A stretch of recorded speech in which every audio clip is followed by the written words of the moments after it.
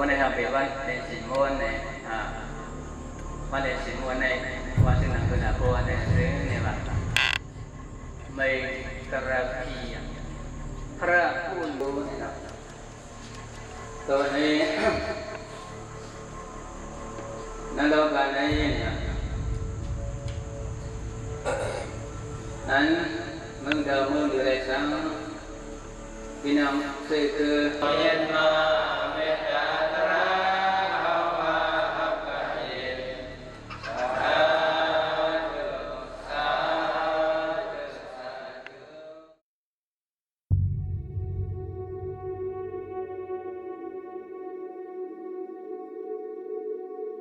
พอที่ก็แต่ใครลาดนี่ลองใจมูโดดออกทาเลิงมุดเย้ายักษ์สมันในเขาจะอุ้มคือจะคุมมูในที่จะมองปีเห็นก็ปากเปียดชิบ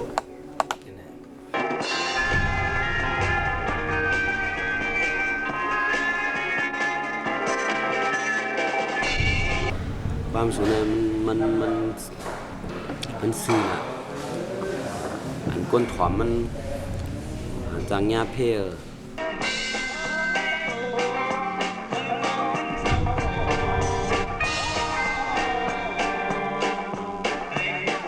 เอาบ่อ่อนหูเฮาค่ะสอนดีก็เฮาลบบนปันสอนดีได้ในหลักสอนเนาะค่ะลูกเอาเหตุการณ์ครูสอนก็มันเป็นการเจือจัดอันหนึ่งทางเสื้อสูเป็นมากผู้คนหนึ่งลองกินใจเขามีมอกะหือสูห้ามหรือจ้อยเทียมมีสังละลายอันนั้นในเสือลิ้นการเรียนการสอนในที่เดคือกูก็แล้วก็พยายามให้เอาไปเฮ็ดจ้องเนาะว่าเฮ็ดจ้องแม่มันก็ได้เป็นเปิดก่อนมันในเฮาไหลมานั่นน่ะเนาะเอากลุ่มคนนั้นคุ้มว่าใครแกตีบ้านเฮาเลยก็มีคุ้มสอนเฮาไว้มือคุ้มบอกก็เขาพาก็เต็มมีวันไหนกันค่ะของกว่ากึดกับอะไรก็มันก็ให้กินตาแล้วก็ห้องความเห็นนะคะเนาะมันก็มีมือเฮือเห็นเนาะอาจจะไล่ปิงอยากคู่เฮานำมาหรือนั่นเองก็มีตั้งหูตั้งหันน้ำมีน้ำกัดกะอันที่จอยขึ้นกับเมื่อนาพวกคู่มูเขาขายอยู่ได้อยู่อย่างว่าอย่างเงาลายอย่างก็มันก็ตีแคบมาอยู่บนดาวก็ต้องใต้นะครับอันความร้อนก็อย่างมากถึงทุกอันเดียวเก็บลงขึ้นนอนอย่างมากความขึ้นตื่นชันมันเนิ่มโมโหใจเฮาขานั้นในก็มีน้ำตอนนั่นคือก้นดังหลังพอดีหมอฮักซื่อสัตย์หมอฮักวันฮักเมืองใน云亮已相破，一根灯牌南光คือตั้งเสียงดิ่งหวานใจและเธอหยาเสือนึกนานตรงตื่นสึกแถมแทงแห้งก็หักห่างสายยิง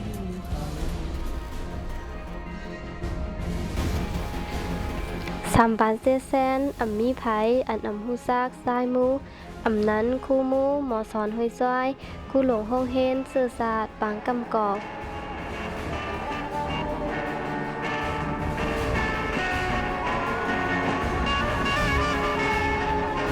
คู่มูในมันเป็นคนสาธิปอกมวยดอกเวงเมืองปั่นตีวันอย่างปีศาจนะสายมูในแต่ก็ลองคัดใจเห็นลิกแต่ก็ป้าใจลิกนะคะลองคัดใจก็ คัดจะอ่านดีเคในเนื้อของเฮ็ดในก็ในเพราะว่าเพิ่นเฮ็ดตอดเบียกในก็มันไหลที่1ที่2ละลายที่ข้างโอ้ยก็ภาคเดียวกันได้ก็ในมีสายฉิดหมองในเฮาเตมือเรียกก็ขึ้นห้องเองซ้อมกันกว่าห้องมุนแรงก็ในเฮาก็เป็นปีเดียวกันในสายฉิดหมองได้ตอเดียวมีอยู่ต้นตีนั่นกันเนาะในโอ้ยก็โฮมกันได้วันซึ่งเฮาขาในก็ในเฮาได้อย่างไรเฮาขาปีนึงในเอาไว้ยาวซ่อนเป็ดที่เมืองปันเนาในก็ว่าเซเวงในลึกมาตาที่ก็ขึ้นห้องมุนแรงอันห้องว่าสกายได้ยินได้รู้อยู่นะเพิ่นช่วยติกปั่นนั่นค่ะเนาะนั่นในมันไรกว่าไม้เส้น10เสียวในมันไรกว่า10ขึ้นเฮ็นทำดีสกายดีวันมาลงอยู่ที่จี้นะมันค่ะนะซ้ำกว่า10เฮ็นแทงภายไรครับอันดีห้องเฮ็นตีสกายในปี1ต่อถึงปี3ในเฮาคาไรเฮ็นลีกสั้น8สั้น9สั้น10เสกวยมกาไรเฮ็นบาอันพุ่มช่วยบาตาอันเพิ่นห้องเฮาเอาไปฝึกซ้อมฮือไปเลี้ยงดูฮือทำแทงกูไปบ้านนั่นขนาดเนาะในซึ่งในไรกว่าเห็นเสียวในพอถึงมาปี4ได้ก็ในไรเห็นลองแต่ได้เป็นหมอสอนแต่เฮาคาดีลงมาเหี่ยวในเฮ็ดหมอสอนขึ้นนั่นในบนสอนมันเสียตัดเด่นในไล่สมปงสอนลูกเห็นเขานั่นในปี4นั่นได้ก็ไล่สอนเห็นซึ่งไหนกันเนาะเอาไว้สิยกในก็ว่าอันที่วันห้วยจ้อยนั้นในพี่ๆน้องๆก็ทราบคือเขาว่าเขาเป็นเครื่องน้ำมนต์กันน่ะเนาะในปลุงใจหญ้าห้วยจ้อยในมันตุกย้อนไว้ในไหนเพราะว่าลงจองมาก็มือเฮ็ดคุศลที่ห้วยจ้อยมันกำอยู่กันเนาะมืออยู่วันห้วยจ้อยเนาะมีลองอยากผึดสังฆามืออยู่วันห้วยจ้อยในลองกินลองย่ำได้ก็มีลองอยากผึดสิได้ก็ว่ามันมีวันเมืองสายานั่นขนาดเนาะก็ว่าซึกภายปุ่นภายในก็มีในกำในพองยามนั้นซึกภายในทำใครขี้เล็กเด็กๆมาจำเฮ็ดแพทได้แพทในเอาก็ใน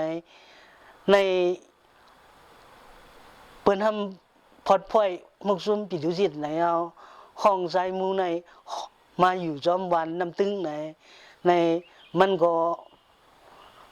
ทดดังอย่าเผิดเพราะว่าดีมือดังบนขึ้นทำดีมาอยู่ในเกซึกมันทำเพราะมืออยู่ดังบนซึกมันทำสังกามันในดัดอยู่ได้สร้างในมันตกดังอย่าเปิดกันเนาะในก่อนนั้นแลในเปิดห้องมาอยู่วันน้ำตึงในเอามันมาอยู่กันนั้นเชียวในมันลงไปลงกว่าเลยตีตนตีเวียงเลยกว่าครบใจคำเรียกเขาใจที่เสียงเขาในก็ตอนพรดีมันได้ก็ไล่มามือกูบอกเลยว่ามันหมอนโนสกันเนาะในก็ไล่มาดีวิธีเสียงเขาวิจัยคำเรียกเขาจนในก็คมตั้งหูกันนั้นมันก็สอนออกมาดีกระบวนกันเนาะเขาพยายามทำความคุ้มนั่นได้ก็ในกำนำได้ก็ในหนังฮือที่มีใจฮักซื่อสัตย์จนไหนก็ว่ามันซ้นสอยเอาไหนมันเอาความมันนั้นจะเรียกว่าตื่นชันบันเนอร์มาหูใจเฮาขานั้นในก็มีน้ำตอนหนังฮือก้นดังหลังพอดีหมอฮักซื่อสัตย์หมอฮักวันฮักเมืองในเป็นดังหันถึงกันเนาะคู่มือเป็นก้นไก่เล็บเพ้นวาสนาห้องความเย้าจันจอมจีแก้งหับการเสื้อสาดเป็นคู่สอนแลห้องความปกซนให้ก้นตื่นโตเสียงห้องความคือแคมยังตึกย้อนจอดโตโหไซก้นเมืองไว้อยู่ขั้นตอนในวันเมืองในคายเอาโอ้ตั้งจุ่มจึงแล้วมาร่วมกันในเดือนมือ84เห็นก็ว่า84เห็นก็ปาก83แน่เฮากันลูกจังปอดหูเมืองจู่6ค่ายมาดังเปียงหลวงในเนื้อ83เดือนออกตุลาโนเวมเบอร์จะแน่ครับมื้อนั้นได้มันไปมาเฮาคำว่าเผียวดังมันก็มาทบยาคูมูที่เปียงหลวงเพราะนั้นคูมูที่จะจริงๆคูมูแล้วครับผมพยายามยินคุยว่าเป็นก้นหมอยห้องความเนี่ยมันเอาความมาในไอ้สุยากอนเปียงเขามาใครมาช้างความลงข้างในเนี่ย จำได้มาพ่อนักข่าวกองตึกจบมศ3มีลองสงลองไหกองเขาก็ต้องเต้หมอนะว่า84เนี่ยมันก็เลยไม่อยู่ให้จอยการร่อมเฮาค่ะก่อนนะเนื้อห้องอีกดิกแต่ยินชื่อเสียงมันแน่เมื่อนั้นเฮาก็มีก็จุ้มๆแหละค่ะก็เหตุการณ์เจอจานมีอยู่เนจับซึกจึงใต้SCปอดจานดับเงาซึกปอดจานก็ว่าอันเจ้าซึกจำเมื่ออ่อนหัวเมื่อนั้นเฮาก็มีอยู่ปอดวันจิตให้กุยจีเวียงลางคือเนี่ยไผ่ของเวียงลางคือเนี่ยเมื่อนั้นได้ยินมันห้องความไอ้สุยาก้อนเปียงอะไรจังไหน84ครับญากันก็บอกว่ามีวาสนาเหมือนกันขนาดเรียนก่อกันกับในบิสจินเขาก็ตั้งใจเสยคุ้มมวยก็เฮ็ดออกมาแคบจึงแล้วหมายหนึ่งวันไตที่เราแล้วอยู่ทางหลังเฮากินข้าวเย่เหลียวเข่งอันเมไตตกกินอยู่คำพอกเล็กนั้นพี่น้องคิดกันเปิ้นอาลาโยพี่น้องตั้งกันเปิ้นแขนสมนายวันไตเฮาพร้อมกันวันไตเฮาป้อนคอวันไตเฮาหักกันวันไตเฮาเทรอนแล้วอันที่เรียกว่าอันตุ้งตื่นเฮอันคัดเจอเสเพิ่นเฮมีน้ำตินน้ำมือน้ำเสเพิ่นได้ที่เรียกว่าใจมู่ครับว่าจุ่มจึงเลี้ยวมือก่อตั้งนี่ก็ว่าเป็น14แน่ปอดมือสูงปางกำของแน่ขาได้ก็บ่ตั้งสงเฮก็ยามเตรียมแต่งเพลงมาอีดอดเฮก็เข้าป่าจอมข้าเป็นอายุเยอะเหลือเบิ้นเขาว่าเนื้อเฮาสีอาก้อนนั่นมีใจมูมีใจเสือมีใจตาอูมีใจเล็กไว้ในมากก็ใจสันร้อยเขาผมจอมหัน85 86 84นั่นมีใจเสือคำแทงไว้ในมามีใจอิดแทงอันเตียงเพลงห้องเพลงนำสิเพิ่นได้ในจุ่มจึงเลี้ยวได้เลยว่าเป็นใจมั่วเปิดว่าเขาออกมาแคบมอนใต้ที่รถแล้วนั่นก็เป็นอันที่ว่าคนเมืองเขาก็ต้องตื่นกันสนใจกันเด็กๆก็ประกอบไปเมืองเนี่ยออกมาให้มันแตกแรงนี่แหละมันก็จะมีผู้ใจมูมาอ่อนเฮ็ดก็เปิดมือพองตาว่าความไปเมืองเนี่ยก็มันมีเหมือนจะมีความหมายปังลงในก็มันตึกกึ่งอยู่มันพอชัดเจนอันนั้นมันว่าถึงตีมานกำสืออันมันมาขีดเด็กๆในมันแตกแรงดินะคนเมืองก็สงคุยเนี่ยคนเมืองสงในก็มันก็ปิกงิดเพราะว่าเผอเอาเลยถอมความยังไงเพราะว่าฮู้มันแหมถูกเป็นจากยืนเป็นโคตรที่ไหนเดียวแคบ2เอาขาทำสันร้อยก็ประมาณแทงใจอิดเขาตัวนี้เขามาเขาอัดหนึ่งวินจนแคบจ้อยก็สึกอัดมาติ๊กๆกันเนาะมืออัดหนึ่งวินจนแคบจ้อยนั่นแหละกับใครเฮ็ดฮะนะน้ำมุกจุ่มทำออกเงินปันผมออกเงินปันนะครับก็เลยเอาสายคอลูกค่ะก็อย่างนึงเอาสายคอลูกค่ะสายเดี๋ยวมันขายทำจะเล็กก็มากกว่าเฮ็ดจึงก็นั่นแหละแล้วมันก็เอาสายคอลูกมันมาเขาก็ขายเฮ็ดเป็นมาจะไป3เนี่ยจะไป7ขัน5ก็อีกเนื้อนะในความนั้นในขวยที่3ได้มันสัมป้าไว้ลองชี้นี่วินเขาชั้นอยู่เขาที่ไหนจะคุณฉาเกี่ยวปลากี่คนหลงแน่ปะจะกวนจึงเดี๋ยวหนีวินกายอย่างที่ไหนคุณฉาที่ไหนก็คุณฉาผมปันยังเดี๋ยวเลยย่างกว่าเพราะย่างกว่านั่นก็มีโรงหยับผืนกระเบื้องมีปลาเกียดอะไรสิเพชรก็เพื่อแค่การเมืองในเฮ็ดออกมาก็มันเหมือนหนังว่า เลยปืนเพนั่นเนี่ยแต่ได้ให้พวกอะไรเงินขึ้นมาแต่ได้ชิบเฮ็ดอลังเนี่ยเพราะมันก็เป็นมามันเป็นไว้จังไหนเราอยากพูดแคบ3เนี่ยมาแคบข้าวสารกะแคบ7,500เนี่ยนะในซ้ำข้าก็ย้อนดีเจ้าเอาคนเสียงที่เมืองเตาะเพราะข้าเฮ็ดความเพื่อชีวิตเฮ็ดความการซื่อจัดเอาเข็บจ่อยให้วันใต้ติดรถเลี้ยวในกว่าวันนี้ก็มันก็ปันมา30,000 ปลายครับโย30,000 ปลายแล้วอะไรก็เฮ็ด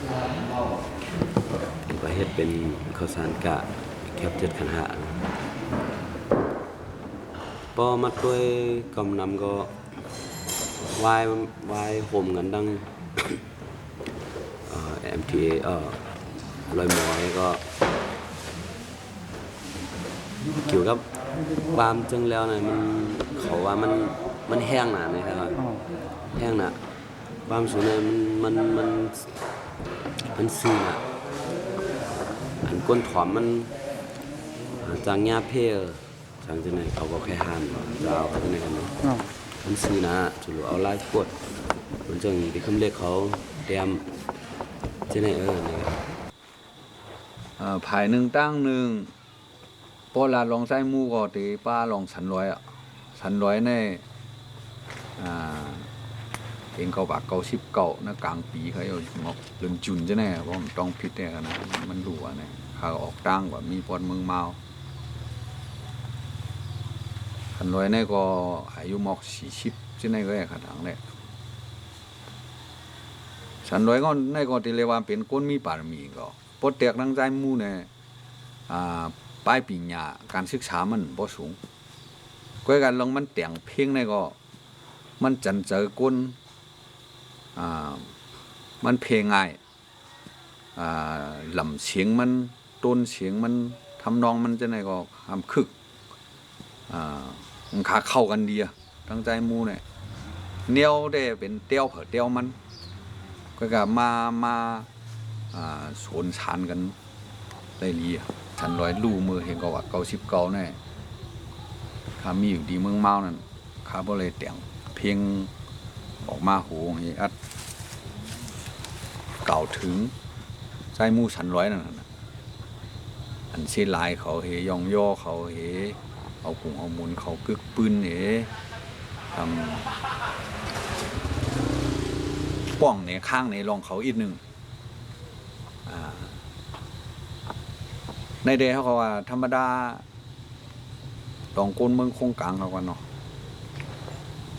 เผอหู้ชังเผอหมอชังเผอมีชังก็มันมีหมาหน้านั่นเนาะคนเขาเนี่ยบางปอกบางตีบางลองในลองเขาจ้อมเจอเขาเนี่ยมันเคยนำเลยชีลองเขาคัดเจอเขาอีกหนึ่งก็เป็นพ่องหนุ่มพ่องกำก็ว่าอะไรเงาลายหิมหอมลองการวานการเมืองลองหมู่จุ้มลองการสวนโฮมก็ว่าไรลองปัญหานาเฮินไตลองอยู่ลองกินก็ว่าไรหลายเจอหลายเปิงมาสุ่มกันนี่มันเปลี่ยนว่าก็ว่าไรครับว่าเขาก็เตรียมใครเปลี่ยนเขาอะไรอำปล่อยจื้อเสียงสันลอยและใจมูวอดหายยุ่งอยู่เสียงวางสอง